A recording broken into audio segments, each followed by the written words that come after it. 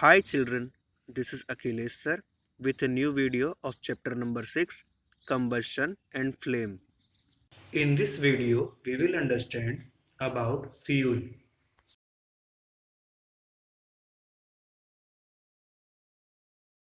The substance that undergoes combustion is said to be combustible. It is also called a fuel.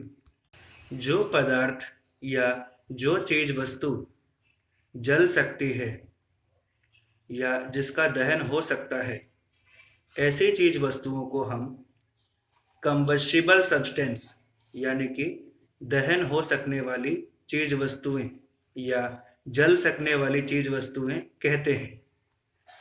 उन्हीं को हम fuel के नाम से या ईंधन के नाम से भी जानते हैं।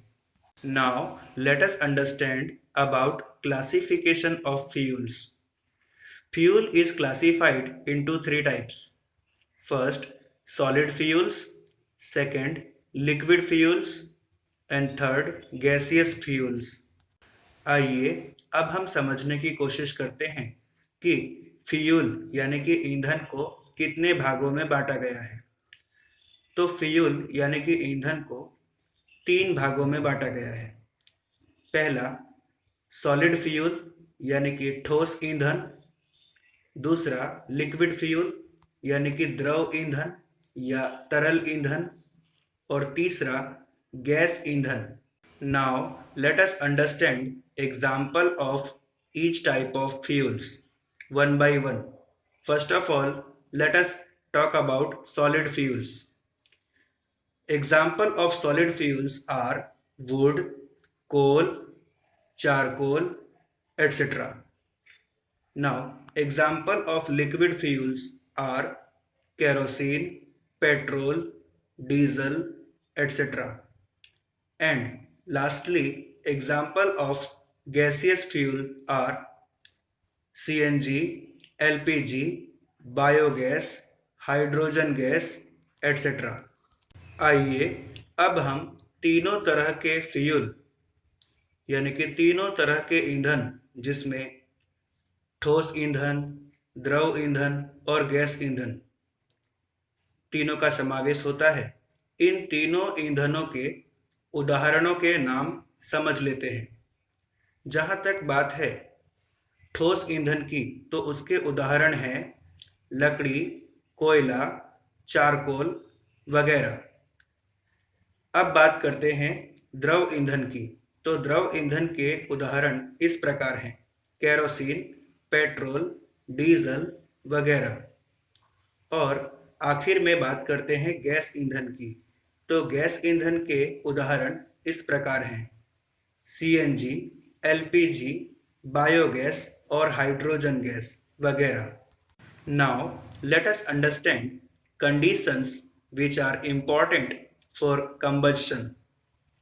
The condition necessary for combustion are first, fuel, second, air to supply oxygen, third, heat to raise the temperature beyond ignition temperature.